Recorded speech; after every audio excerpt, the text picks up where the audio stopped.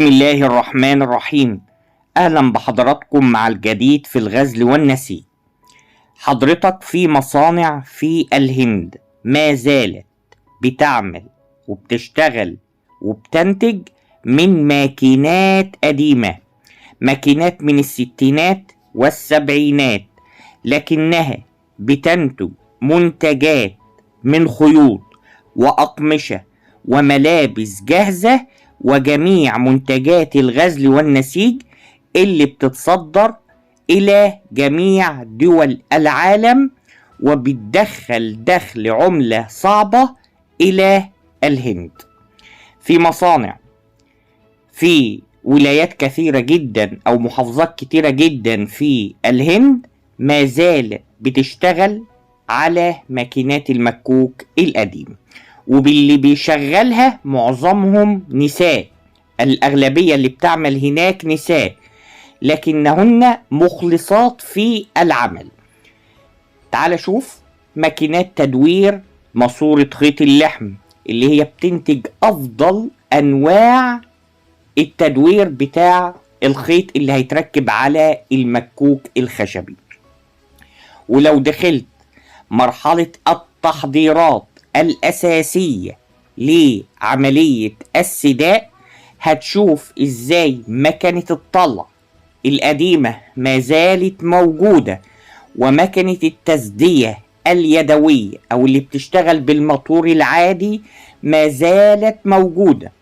وهناك نوعين هناك ما زالوا بيشتغلوا بالتسدية، يا اما بالتسدية عن طريق القضبان او التسدية المباشرة، لكن التسدية عن طريق القضبان هي الأشهر لأنها بتنتج عايزين يشتغلوا في بيعملوا تصميمات أو ألوان كتيرة جدا على ماكينات النسيج.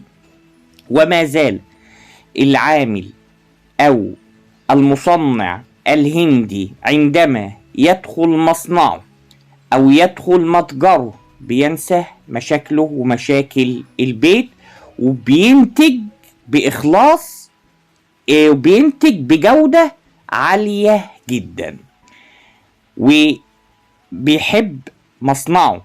بيعتبر المصنع اللي بيشتغل فيه ده مصنعه، والمتجر اللي بيشتغل فيه ده متجره، سواء عامل أو فني أو مهندس أو حتى صاحب المصنع، كلهم بيبقوا إيد واحدة. تجد مرحلة مثل مرحلة اللقي أو مرحلة التطريح إدخال خيوط السداء في مشط النسيج، بيعملوها بسرعة وبيعملوها بفن. وللعلم إن مصر بدأت مع الهند، بل كانت مصر سابقة للهند في مجال الغزل والنسيج، وخاصة القطن المصري، وخاصة العامل المصري في الستينات والسبعينات كان يعتبر عامل ماهر. اسألوا عمال اللي هم العمال اللي على المعاش اللي هم خريجين شركة مصر للغزل والنسيج بالمحلة وشركة كفر الدوار وسجاد دمنهور. هذه الأقمشة اللي بتنتج على الماكينات القديمة من أفضل أنواع البراصل اللي موجودة في القماش. هي حاجتين اللي بتنتج عن طريق المكوك المكني القديم بالإضافة إلى مكن السولزر. أفضل أنواع البراصل الموجودة في مجال النسيج عموما. تجد إن هناك أنوال مكوكية بتشتغل عن طريق الكامات، أو بتشتغل عن طريق الدبي، أو بتشتغل عن طريق الجاكارب لإنتاج الزخرفة النسيجية. وللعلم أن العالم أو المستهلك وخاصة الأوروبي بيفضل الأقمشة والزخارف القريبة من التصميمات اليدوية، لأن ماكينات المكوك ورغم سرعتها المتوسطة أو سرعتها التي لا تقارب بالأنوال اللامكوكية، إلا أنه التصدير عن طريق الأنوال المكوكية الآن في الهند تفوق على الأنوال اللامكوكية.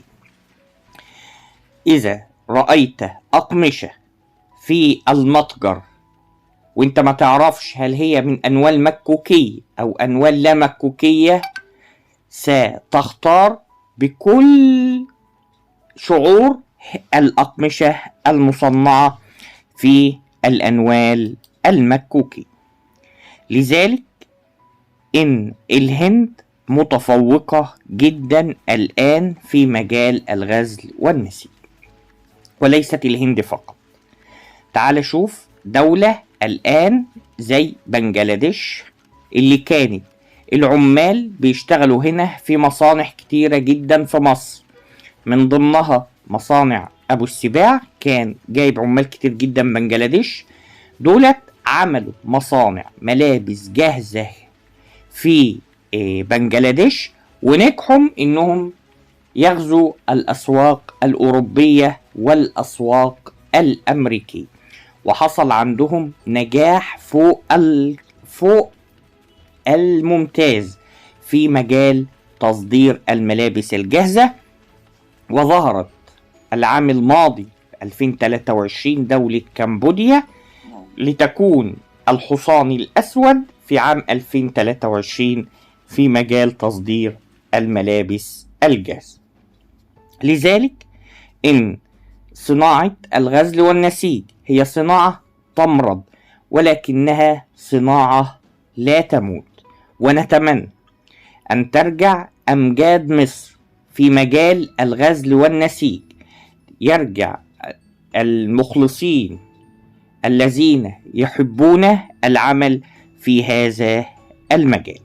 انتظروني كثيرا في الغزل والنسيج.